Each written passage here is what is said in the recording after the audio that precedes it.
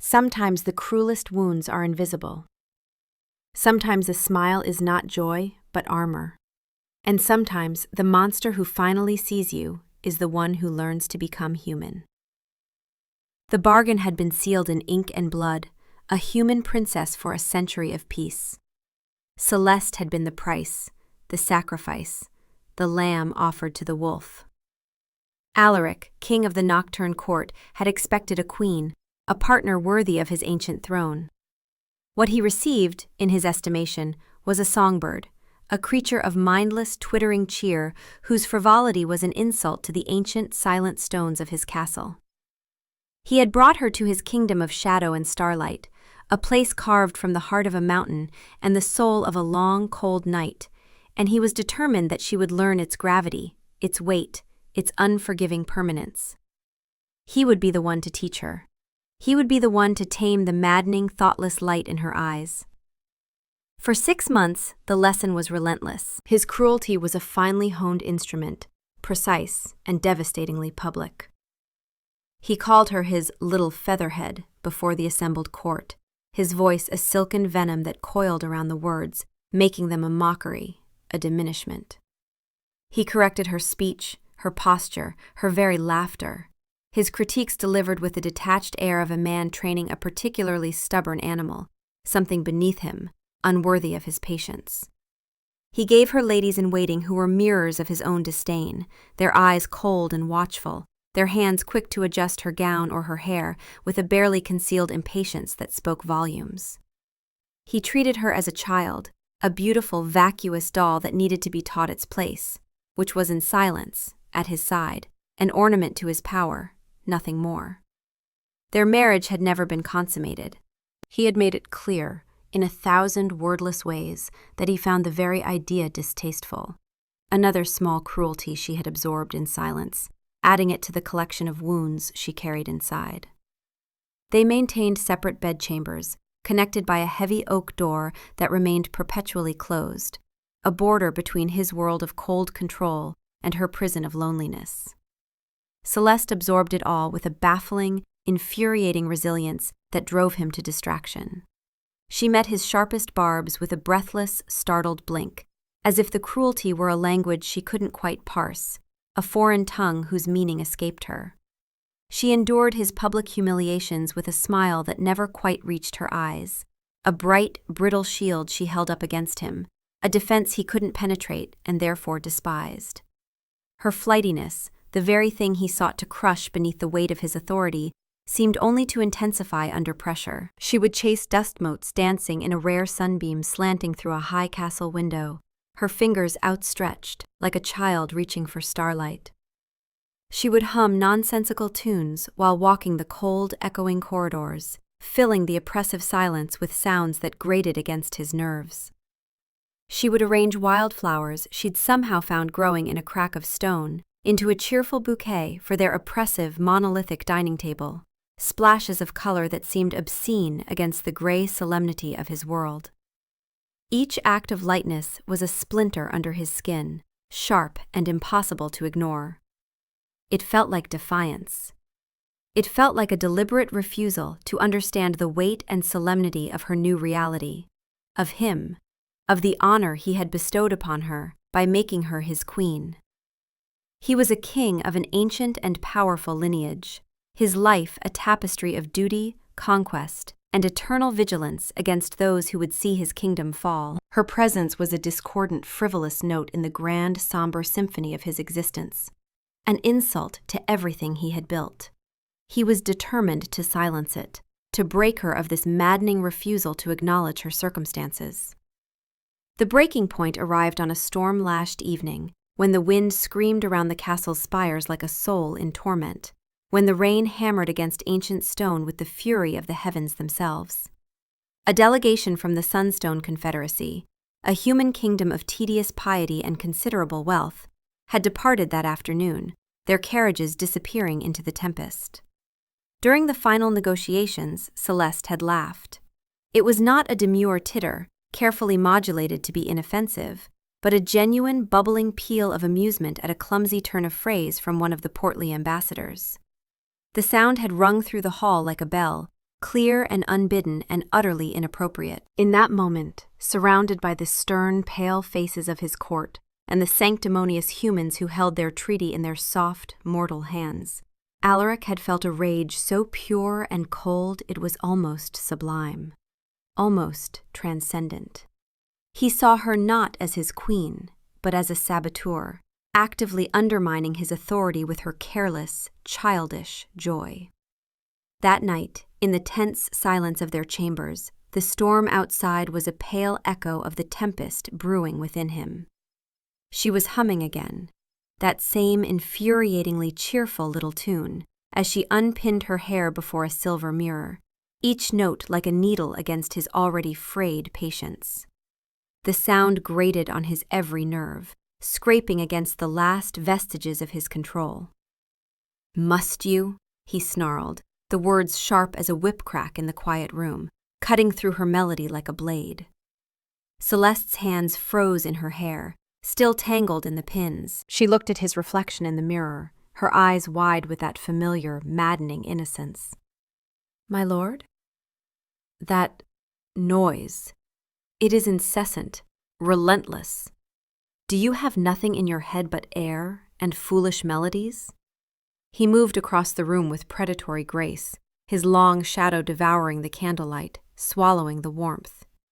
He was a hunter, and he felt the ancient, terrible instincts stir in his blood, instincts he had not felt toward her before, instincts that whispered of dominance and submission. He wanted to see fear in her eyes, true fear, the kind that would finally shatter that impenetrable shield of cheerfulness. He wanted to see her finally break, to bend, to understand. "It is just a song," she whispered, her voice small, fragile as glass. "I meant no—" "It is an annoyance," he countered, his voice dropping lower, more dangerous, a growl from something inhuman. "Just as your constant, mindless smiling is an annoyance. Your laughter today was an embarrassment. Do you understand that? You made a mockery of me before our allies. You are a queen, not a tavern wench. When will you learn the meaning of dignity? When will you learn your place?" She stood then, turning from the mirror to face him directly, and for the first time in 6 months, a flicker of something other than placid cheer crossed her face. It looked like defiance, small and fragile, but defiance nonetheless. "I meant no harm, my lord. I only—" "You never mean anything," he spat. The injustice of it all, the political marriage forced upon him, her infuriating, incomprehensible spirit, his own loss of control, coalescing into a single point of white-hot anger that threatened to consume him. "That is the problem. You are a hollow, gilded thing, a play-acting queen with nothing of substance inside, nothing of worth." He saw her flinch, a tiny, satisfying tremor that ran through her frame, and something dark in him savored it.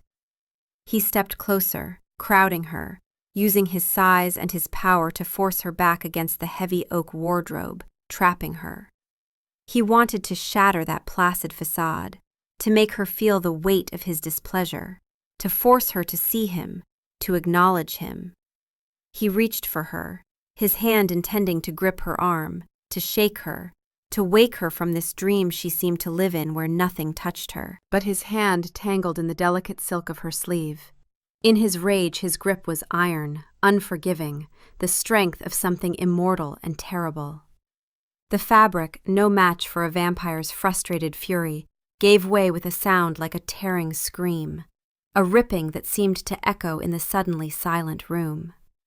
It tore from her shoulder down to her waist, the delicate brocade parting like paper, exposing the smooth, pale skin of her back to the flickering candlelight. And the world stopped. The storm outside, his own thundering pulse, the very passage of time, it all ceased. There was only the ruined silk hanging in his clenched fist, the candlelight dancing over her exposed skin, and the story written there in scar tissue and old pain. It was not the flawless, unmarked canvas he had expected, not the pristine flesh of a pampered princess.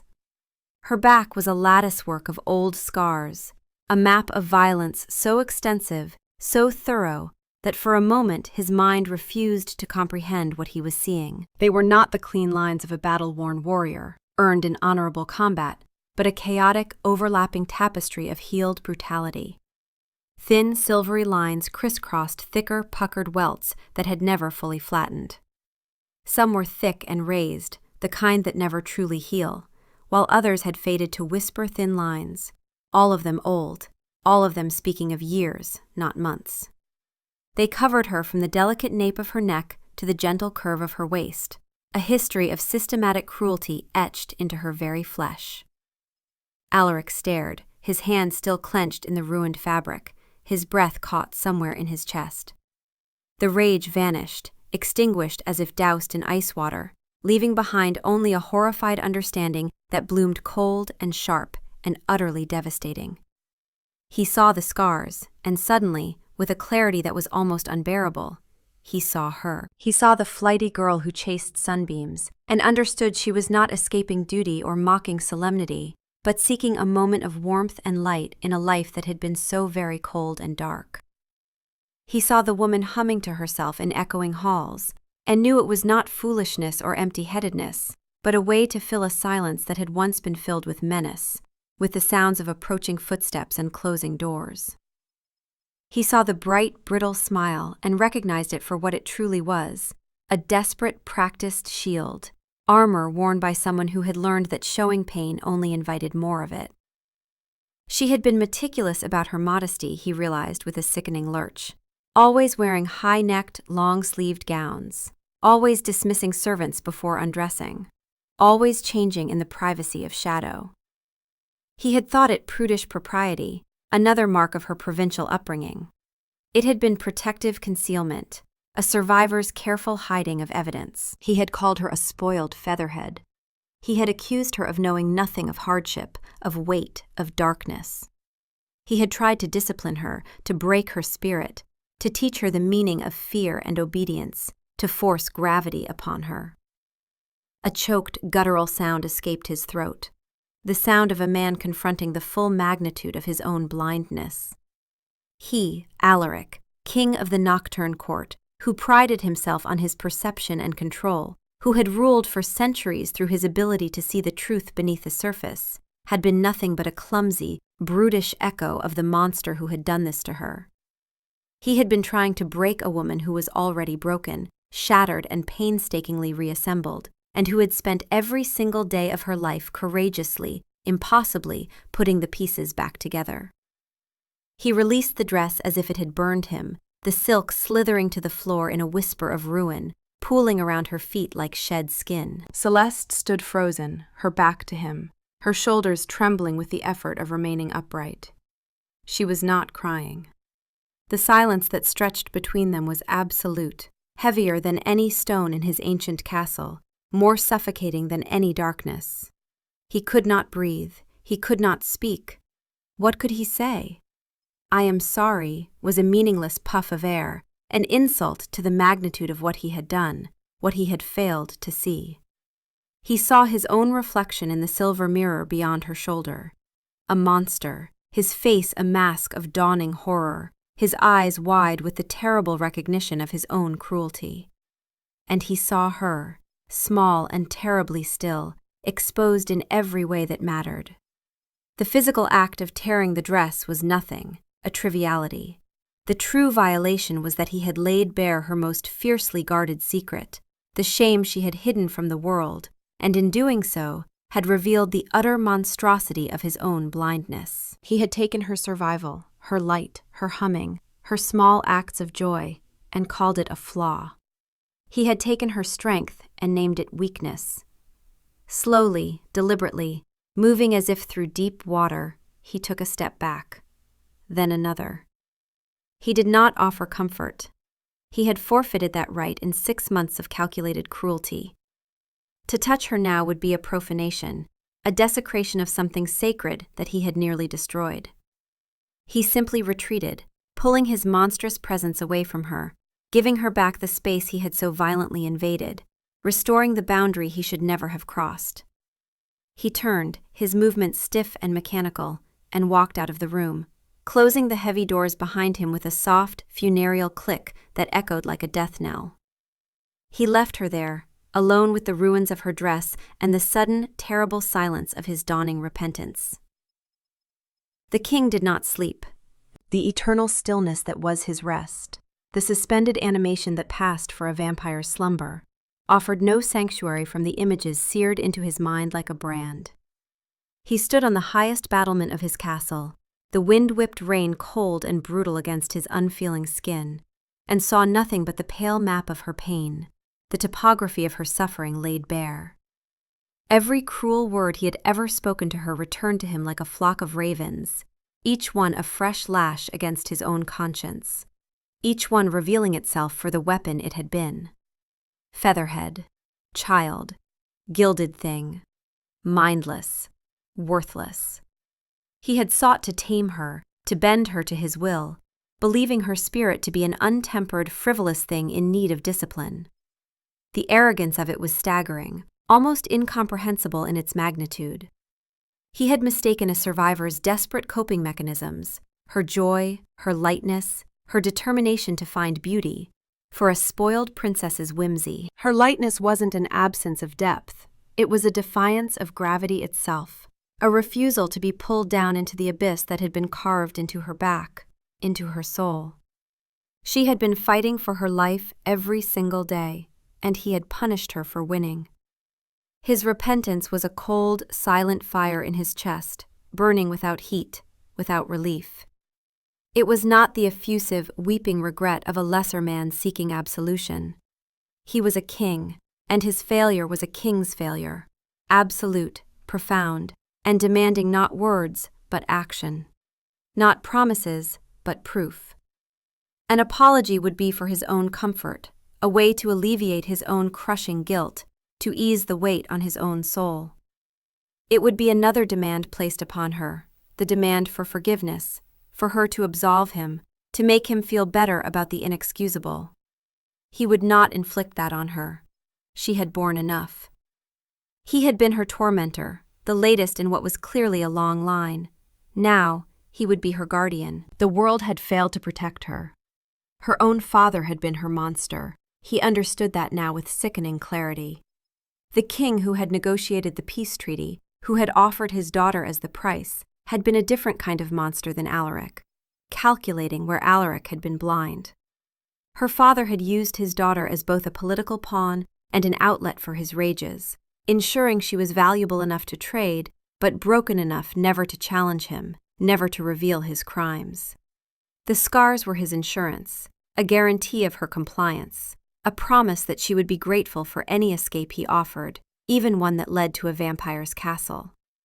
And Alaric, her husband, her supposed protector, had continued the abuse with his words, his disdain, his calculated cruelty. It would end. Not just his part in it, but all of it. He would stand between her and the memory of pain. He would build a fortress around her, not of stone and iron, but of peace, of safety, of the gentle certainty that no hand would ever be raised against her again, not even his own, especially not his own.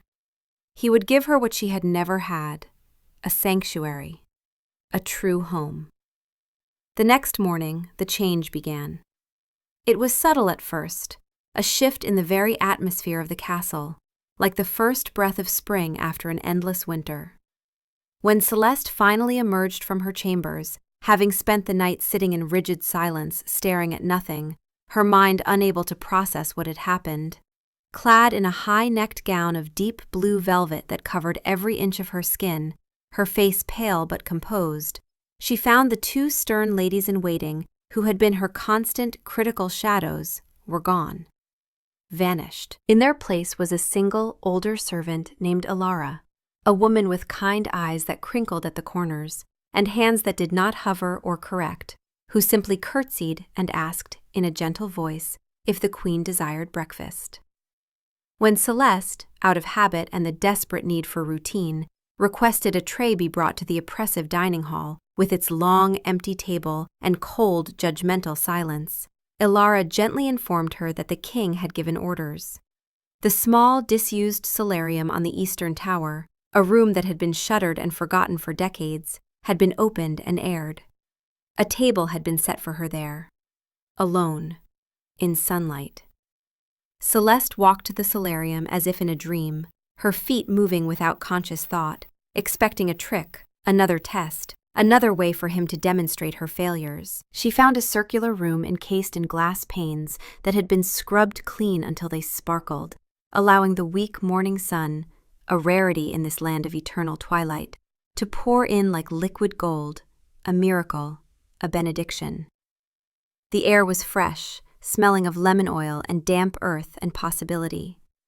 In the center of the room, a small table was laid with a simple white cloth, and on it was not the heavy, bland fare of the court, the blood-darkened meats and bitter roots, but a bowl of fresh berries, warm bread that smelled of yeast and comfort, a pot of golden honey, and a small pitcher of milk still cool from the cold room. Foods of her homeland, foods she had not tasted in 6 months, foods she had never mentioned, never asked for, believing them forever lost to her. She stood in the doorway for a long time, her hand gripping the cold stone until her knuckles went white, her heart a confused, frightened bird beating against the cage of her ribs. She did not understand. She had expected rage, punishment for the scene the night before, for the exposure of her secret shame, for being damaged goods. She did not know what to do with this quiet, baffling kindness, this evidence that he had paid attention, that he had cared enough to ask, to learn, to provide. It felt like a trap. It felt like hope. She did not know which was more terrifying.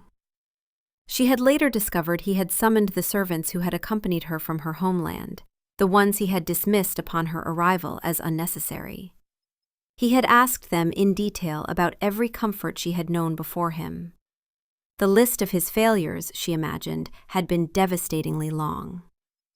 The changes continued, silent and steady as a rising tide. Over the next week, the solarium became hers, truly hers, the first space she had ever owned. Crates of rich, dark soil appeared at the door, followed by seedlings carefully wrapped in damp burlap.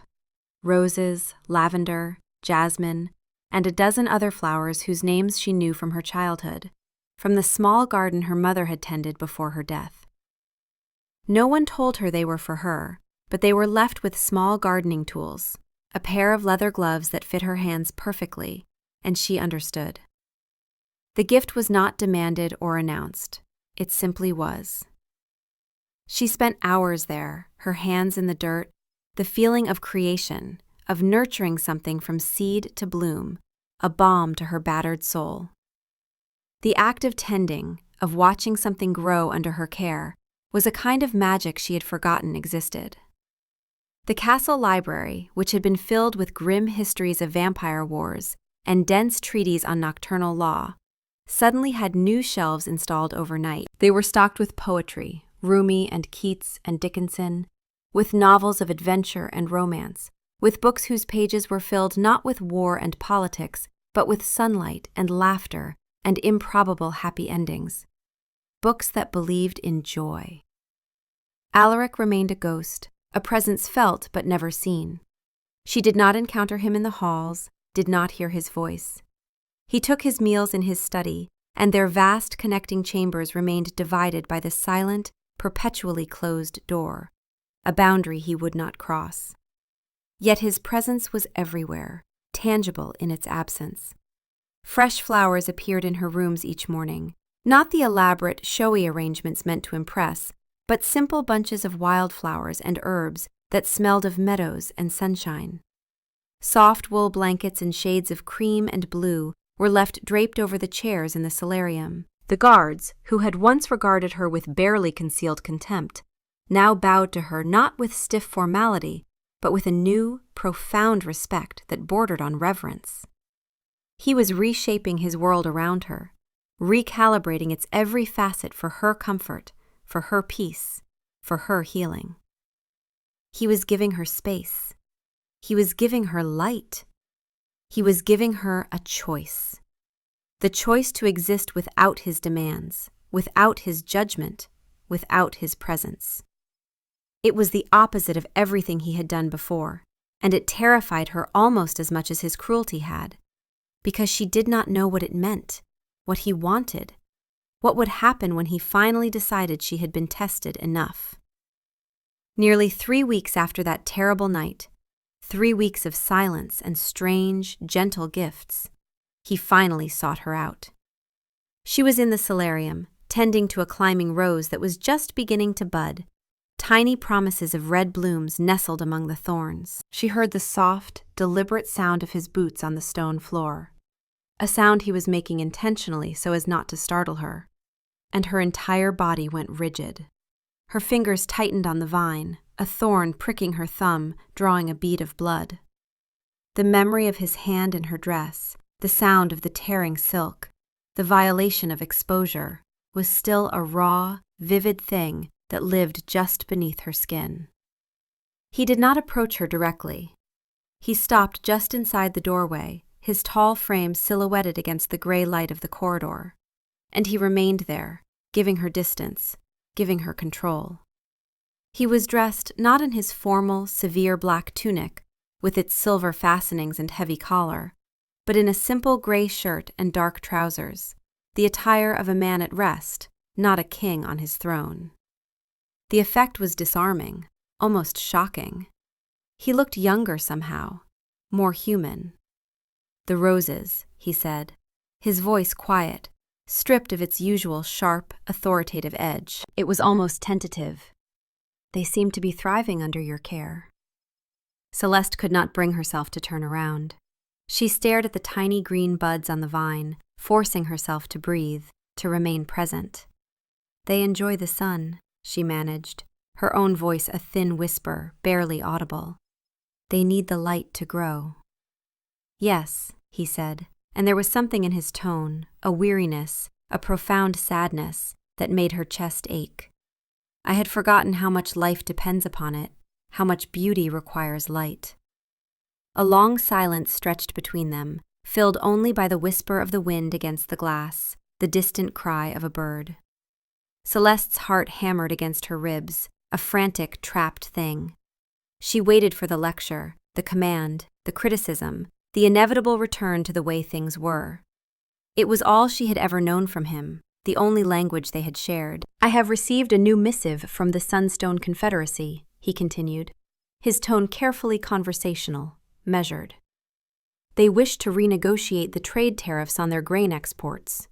They believe the original terms to be unfavorable to their interests." This was new, shockingly new. He had never discussed matters of state with her, never sought her counsel. He had made it excruciatingly clear that he considered her incapable of grasping them, too flighty and empty-headed to understand the complexities of governance. She risked a glance over her shoulder, her neck stiff with tension. He was watching her, his expression unreadable, his dark eyes holding a depth she had never seen before, a vulnerability that seemed impossible. There was no mockery in his gaze, no impatience, no barely concealed contempt. There was only a quiet, steady regard, and something that looked almost like hope. "My father always said they were grasping merchants hiding in politicians' robes," she said, the words slipping out before she could stop them, before she could remember to be silent and small. It was a thought, an opinion, something her father had said during one of his rare moments of lucidity between rages. She had never been allowed one before, never been permitted to voice her own views. She tensed, her breath catching, expecting a rebuke for her impertinence, for daring to speak. Alaric was silent for a long moment that felt like an eternity. Then, slowly, a faint, almost imperceptible softening occurred around his mouth. Not quite a smile, but the ghost of one. "Your father was a brute," he said, the words blunt, factual, and utterly devoid of malice. There was only a cold, hard truth in them. "A monster who should have protected you and chose to harm you instead. But it seems even a brute can occasionally speak the truth about other men's greed." He held out a rolled scroll tied with a simple ribbon, extending it toward her across the space between them. "I thought you might wish to read the proposal yourself. Your insights on their grasping nature could be valuable to our response. I would welcome your counsel, if you are willing to give it." She stared at the scroll, then at him, her mind struggling to comprehend what was happening. He was offering her a voice. He was offering her a place not just as an ornament in his castle, a decoration to be displayed, but as a mind in his council, a partner in governance. It was more terrifying and more tempting than anything she had ever known. It meant being seen, truly seen, in a way she never had been. It meant risking being known. Slowly, her hands trembling slightly, she wiped the soil from her fingers onto a nearby cloth and walked toward him. Her legs felt unsteady, as if the floor beneath her had become uncertain. As she reached for the scroll, her fingers brushed against his. His skin was cool, as it always was, the touch of something not quite mortal. But there was no threat in the contact, no possession. Only stillness, only an offering. She took the scroll, her eyes fixed on his face, searching for the trap, for the moment when the mask would fall away and she would see the cruel king again. There was none. There was only a profound, weary sadness in his eyes that seemed to span centuries, and a resolve as hard and unyielding as the mountain his castle was built upon. He was not asking for her forgiveness. He was too wise, or too ashamed, to demand that of her. He was showing her his atonement through action, through change, through the slow, patient work of rebuilding what he had destroyed. And in that quiet, sun-filled room, surrounded by the scent of earth and new life and possibility, Celeste felt the first tentative unfurling of a feeling she had long believed dead, crushed beneath years of pain. It was not trust, not yet. Trust was a luxury she could not afford, a bridge too far to cross in a single moment. But it was the barest, most fragile glimmer of possibility, the smallest seed of hope that perhaps, just perhaps, she might one day be safe. That perhaps the man standing before her, so carefully maintaining his distance, was capable of change. That perhaps she could learn to live and not just survive. The change in Alaric's demeanor sent ripples through the stone heart of his court like an earthquake through bedrock. Where once the king's gaze would slide over his human queen with dismissive coolness, with the indifference one might show a piece of furniture, it now lingered with a watchful, unnerving intensity. He did not touch her. He maintained a careful, respectful distance at all times, and he did not address her with any endearments or false intimacy. But his focus was absolute, unwavering. If she shivered even slightly in a drafty hall, a servant would appear within moments bearing a heavy cloak lined with fur. If a courtier spoke over her, cutting off her words mid-sentence, Alaric's silence would fall upon the conversation with the weight of a guillotine, heavy and final, until the room grew so uncomfortable that the offender would stammer an apology and she was allowed to finish her thought. He had become her shadow, a silent, ever-present guardian whose vigilance was absolute and uncompromising. The court, masters of observing the subtle currents of power, of reading the unspoken language of gesture and glance, took note with growing alarm. The whispers about the flighty, foolish human queen died away like smoke in wind, replaced by a confused, wary respect. She was no longer viewed as the king's mistake, but as something precious and untouchable, sacred in a way they didn't fully understand but dared not question. The morning after Valerius's departure, Alaric had summoned his entire court to the great hall. His words had been few, but carved in stone. The queen is under my protection. Any disrespect shown to her, any slight, however small, will be considered a personal offense against me, and will be answered as such.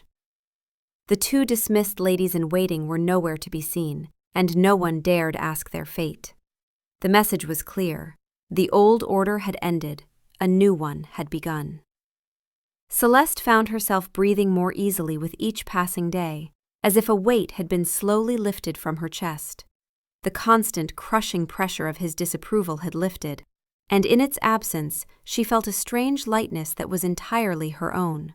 Not a performance, not a defense mechanism. It was genuine. She spent her days in the solarium, which was now a riot of green life.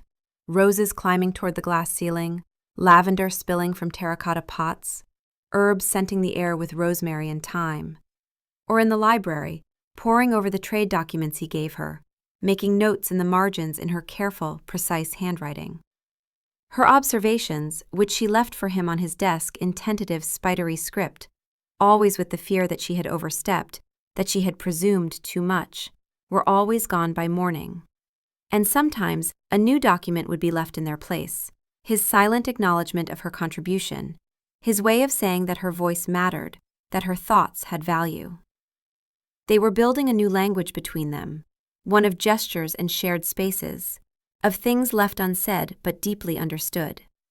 It was fragile and strange and precious. The first true test of this fragile new world came with the arrival of Lord Valerius from the Obsidian Duchy, a rival vampire clan known for their ancient lineage and their barely concealed contempt for Alaric's treaty with the human kingdoms.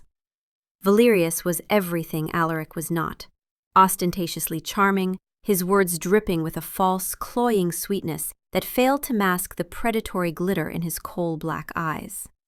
He saw Celeste as the embodiment of Alaric's weakness, a human pet acquired at the cost of vampiric pride, a living symbol of his rival's diminished status. At the formal dinner held in Valerius's honor, the tension was a palpable, living thing that coiled around the room like smoke.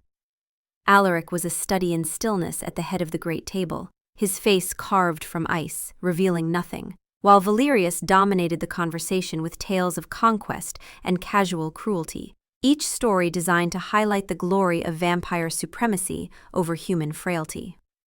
Celeste sat at Alaric's right, a position of honor she had never been granted before, a small island of color in her gown of pale gold against a sea of black and gray court attire. She remained quiet, observing the dangerous dance of power between the two vampire lords, feeling the undercurrents that could so easily turn deadly. Valerius finally turned his attention to her, a slow, deliberate smile spreading across his handsome face like oil on water. "And the lovely Queen Celeste," he purred, his voice carrying down the length of the table, ensuring every ear could hear. "She is even more delicate than the stories claim. Tell me, Your Majesty, do you not find our world cold, harsh?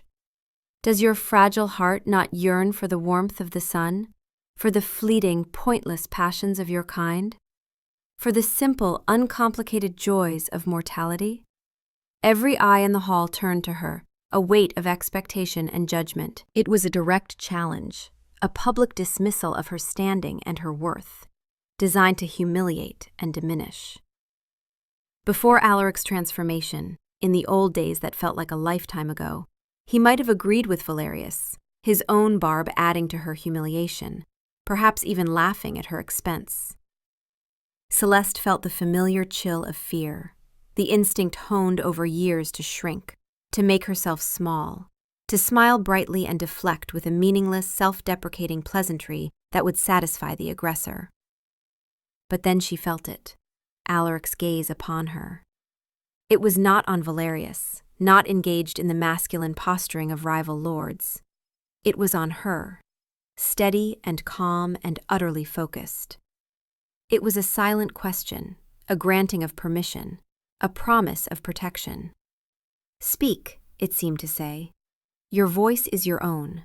I am here." Drawing a steadying breath, feeling her heart pound but refusing to let fear rule her, she met Valerius's mocking stare with a level gaze. "I find, my lord," she said, her voice clear and steady, stronger than she had ever heard it, "that warmth is not a matter of climate or circumstance, but of company. And I have found the company here to be illuminating. I have learned more in these halls than I ever knew in the sunlight." A collective sharp intake of breath hissed through the hall like wind through a crypt. It was a polite but unmistakable rebuke. She had turned his insult into a compliment for her adopted home, had claimed her place here by choice rather than submission. Valerius's smile tightened, the charm falling away for just a moment to reveal the viper beneath. Illuminating? An interesting choice of words for a realm of darkness. I would have thought a creature of the day would find our eternal night rather confining. Oppressive, even. But perhaps you have been taught your place in the shadows well. A pretty bird is prettiest in its cage, is it not, Alaric? He directed the last part to the king, a goad wrapped in a sneer, a deliberate provocation. Alaric did not move. He did not even blink. He simply continued to look at his wife with that same steady, unwavering focus, giving her the space to fight her own battle while making it clear, to everyone watching, that she was not alone. Celeste felt a surge of courage rise in her chest, warm and bright. "My husband has not built me a cage, Lord Valerius," Celeste said, her voice gaining strength, resonating with a conviction that surprised even her. "He has given me a sanctuary." There is a profound difference between the two. A cage is for a possession, something owned and controlled. A sanctuary is for something treasured, something protected, something cherished. The silence that followed was absolute and ringing. Valerius's face contorted in a brief flash of pure fury, quickly masked. He had meant to humiliate the human queen, and through her, to wound Alaric's pride, to expose him as weak before his own court. Instead, she had turned his own metaphor against him, with a grace and strength no one had expected, least of all him. She had claimed not just her place, but Alaric's protection as a mark of honor, not shame. Valerius had lost, and every vampire in the room knew it. The power dynamic had shifted beneath his feet. Alaric, still silent, allowed the faintest ghost of a smile to touch his lips. Not triumphant, but proud. Proud of her. Later that night, the fragile peace was shattered like glass against stone. A commotion erupted in the halls, the sound of a struggle, boots scuffling on stone, a sharp, quickly cut-off cry. Alaric was gone from their chambers in an instant, a blur of silent, lethal motion, moving with the inhuman speed of his kind. Celeste was left alone, her heart pounding wildly, her mind racing through terrible possibilities. Ilara, the kind-eyed servant who had become her constant companion, appeared at her door moments later, her face ashen with fear. "Stay here, Your Majesty," she whispered urgently. "Lock the door. The king commands it." The wait was an eternity measured in shallow breaths and racing thoughts. The sounds from the corridor had ceased, replaced by a heavy, ominous silence that was somehow worse than the violence had been. When Alaric finally returned, hours later, as the first gray light of dawn touched the eastern sky, he was not the same man who had left. There was a single, dark smear of blood on his cheekbone, not his own, and his eyes held the cold, flat emptiness of a starless night, the ancient predator fully revealed. He moved with a terrifying economy of motion, every line of his body radiating a tightly controlled, deadly rage that made the air itself feel dangerous. "What happened?" Celeste whispered, her voice trembling despite her best efforts to remain calm. Fear clawed at her throat, not fear of him, but fear for what had occurred, what had been threatened. He walked to the basin in the corner of the room and splashed water on his face, washing away the blood with methodical precision. He did not look at her, his jaw tight. "Valerius has a clumsy sense of ambition and an even clumsier sense of subtlety," he said, his voice a low, flat monotone devoid of any emotion. "His guards were found lurking near your chambers. They claimed they were lost in the castle's corridors." He spat the word as if it were poison. The lie was transparent. The intent was clear. To test my defenses, to gauge my commitment to you, perhaps even to create an accident. It was an insult wrapped in plausible deniability. The blood drained from Celeste's face, leaving her dizzy. They had come for her. Assassins or kidnappers, sent by a rival lord to use her as a pawn, a hostage, a tool. The thought was so monstrous, so direct and brutal, that she felt her knees weaken. She gripped the back of a chair for support. "They did not succeed," Alaric said, his voice still that terrible, empty monotone. He turned to face her then, and the look in his eyes made her breath catch in her throat. It was the look of the apex predator she had first met, the ancient vampire king in all his terrible glory. But it was not directed at her. It was a promise of annihilation directed outward, at the world, at anyone who would dare harm her.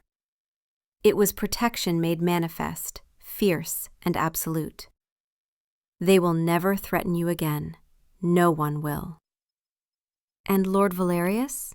she asked, her voice barely audible, though she already knew the answer in her bones. "He is no longer a guest in my castle. He is no longer anywhere." The finality in his tone, the cold certainty, left no room for questions, no space for doubt. He had not merely ejected Valerius from his lands, he had erased him, removed the threat completely and utterly. This swift, silent, and utterly ruthless act of violence was not the act of a tyrant lashing out. It was the act of a shield, an immovable barrier between her and harm. He had killed, without hesitation and without remorse, to protect her. He had seen a threat to her safety, and he had eliminated it with the efficiency of a predator and the devotion of a guardian. He crossed the room in 3 long strides and stopped before her, so close she could feel the cold radiating from his skin like winter air, could see the fathomless depth of his ancient eyes, the weight of centuries in them. He slowly, deliberately, lifted a hand toward her face, perhaps to touch her cheek, perhaps simply to reassure her. She flinched, an involuntary recoil born of a lifetime of pain, of hands that hurt, of touch that meant violence. She couldn't help it. The instinct was bone deep. His hand froze in midair, suspended between them. The expression on his face was one of profound, soul-deep pain, a grief so vast it seemed to swallow him whole. He had forgotten, for a single moment, that his hands had once been a source of her fear, that touch was not comfort to her, but a potential threat.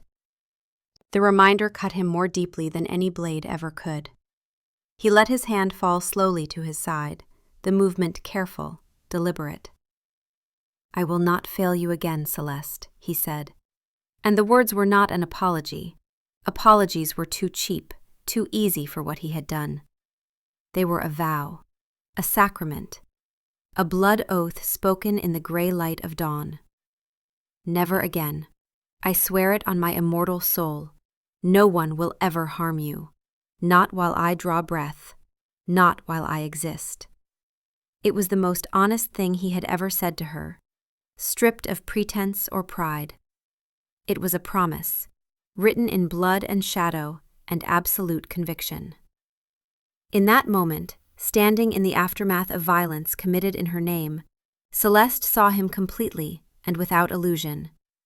The cruel king who had tormented her, the penitent man consumed by regret, the lethal protector who would kill without hesitation to keep her safe.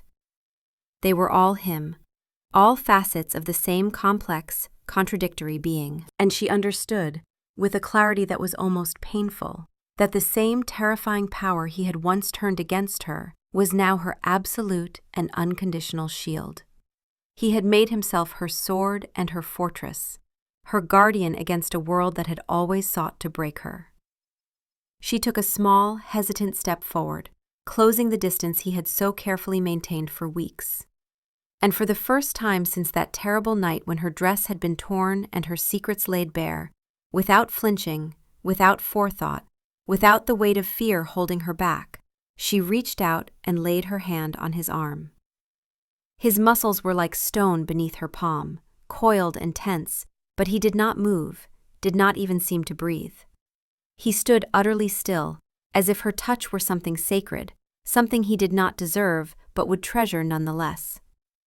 It was a small gesture, barely anything at all, but in the quiet stillness of the dawn, in a castle built of shadows and ancient stone, it felt like the sun rising for the first time in 1,000 years.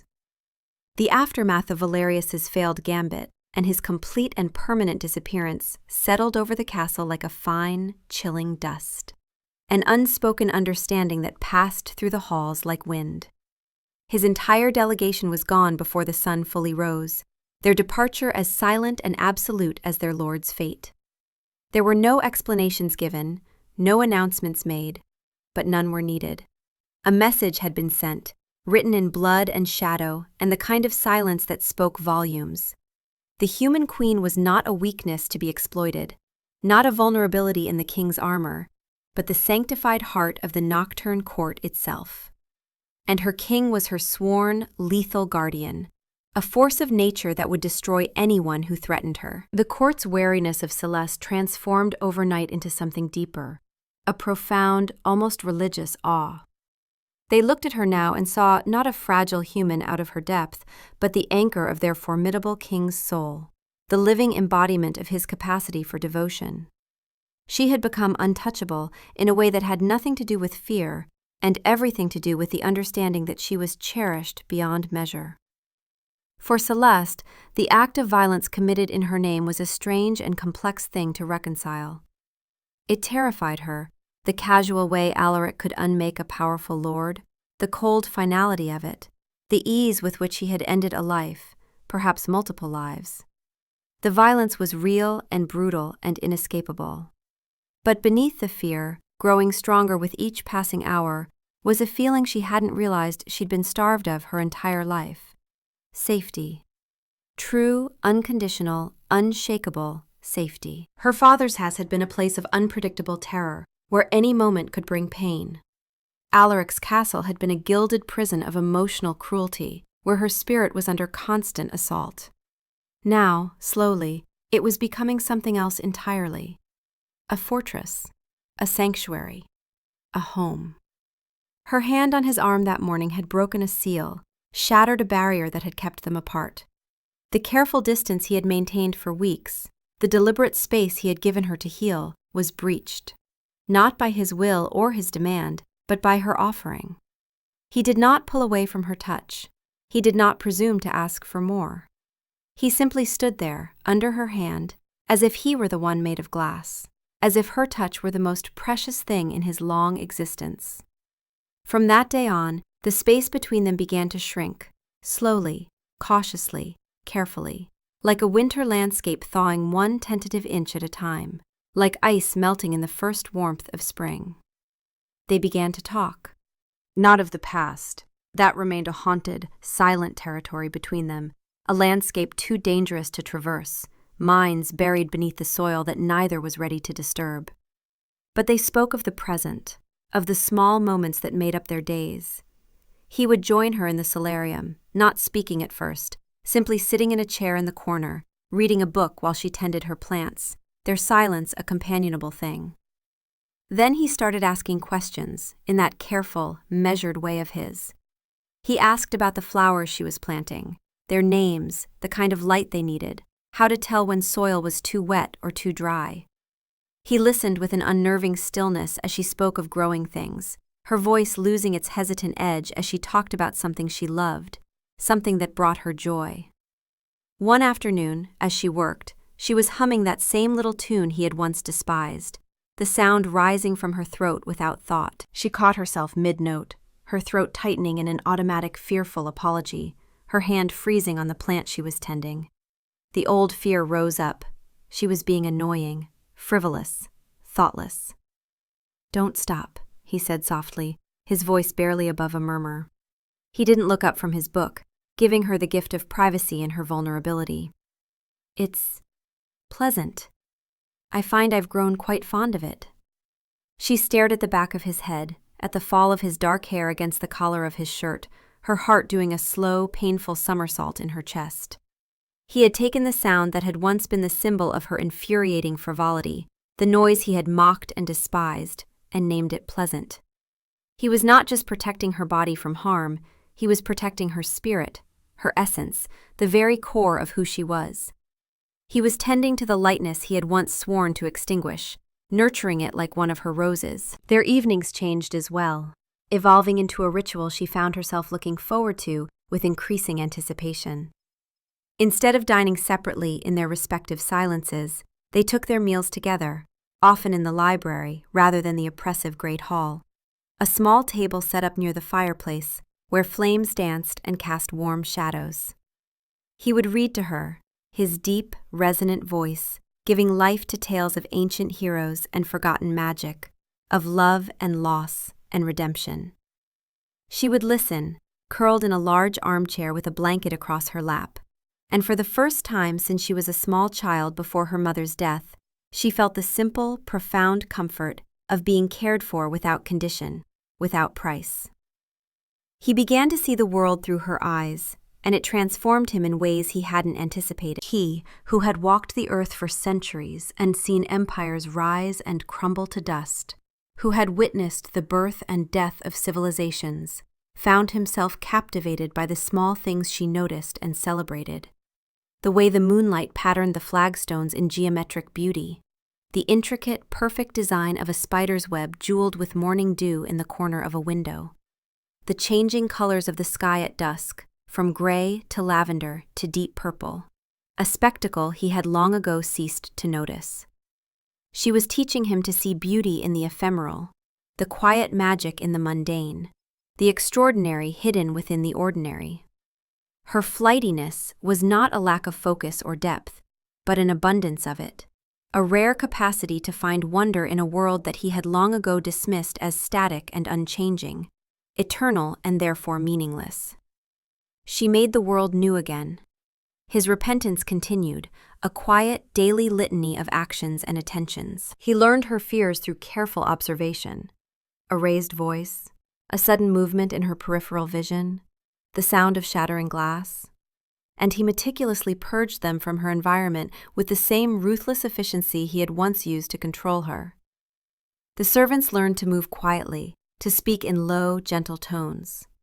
When a clumsy stable boy dropped a stack of metal plates in the courtyard one afternoon, the sound ringing out like thunder, Alaric was at her side in an instant.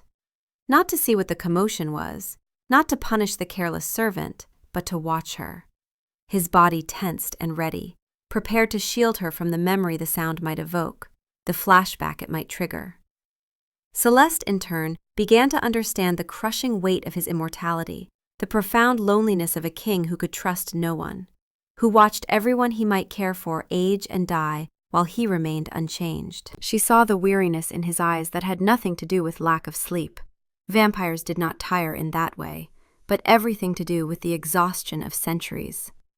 She saw that his control, his severity, the walls he had built around himself, were their own kind of shield, a way to keep a world that was always changing, always dying, always leaving him behind, at a safe emotional distance. They were two lonely souls, scarred in different ways by the worlds that had made them, finding unexpected solace in each other.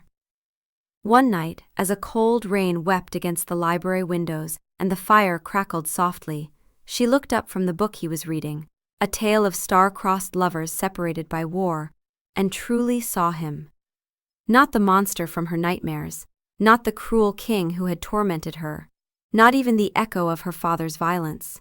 He was a man, flawed and ancient and impossibly complex, who had made a terrible mistake and had dedicated his entire existence to atoning for it. He had seen the worst of her, the secret she had believed made her unlovable and broken and damaged beyond repair, and instead of casting her aside as worthless, he had remade his entire world to keep that broken part of her safe, to treasure it. Alaric, she said softly, the name feeling different in her mouth now, intimate rather than formal.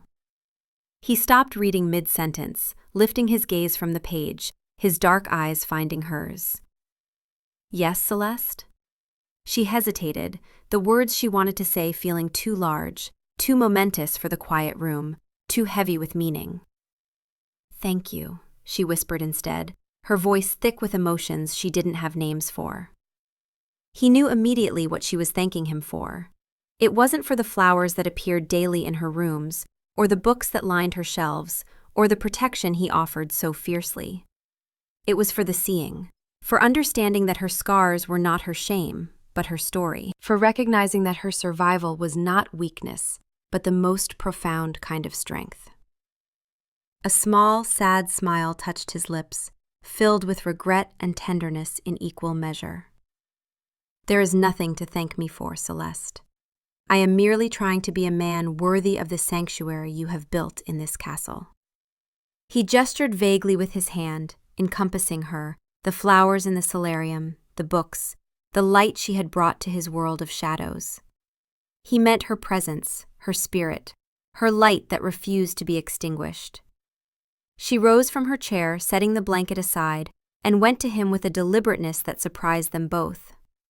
She knelt on the floor beside his seat, the stone cold beneath her knees. He watched her, his entire body going tense, every muscle coiled, but he did not move away. He barely seemed to breathe. She took his hand, the same hand that had torn her dress, that had revealed her secrets, that had been an instrument of cruelty, and brought it to her cheek, pressing his palm against her skin. She held it there, feeling the coolness of his touch, so different from the warmth of her own flesh. And it did not feel like a threat. It felt like an anchor. It felt like home. "You are," she said, her voice thick with emotion, her eyes bright with unshed tears. "You are worthy. You are." He closed his eyes, and a shudder passed through his powerful frame, a tremor that seemed to come from his very soul. It was the closest to complete surrender she had ever seen from him, a moment of absolute vulnerability. When he opened his eyes again, the weariness was gone, replaced by a raw, unguarded tenderness that stole her breath and made her heart ache. He gently freed his hand from her grasp, only to cup her face with both hands, his thumbs stroking her cheekbones with an impossible reverence, as if she were made of starlight and dreams. He was not just touching her skin, he was touching her soul, holding her as if she were the most precious thing in all his long existence. "I almost destroyed the most precious thing I have ever known," he murmured, his voice rough with a grief that was centuries old, a pain that had no bottom. "I will spend the rest of eternity making sure I never make that mistake again. I swear it, Celeste. I swear it on everything I am." In that moment, they were not a vampire king and a human queen, not captor and captive, not two people bound by a political treaty. They were simply Alaric and Celeste, two broken people who had, against all odds, against all reason, found a way to start healing each other.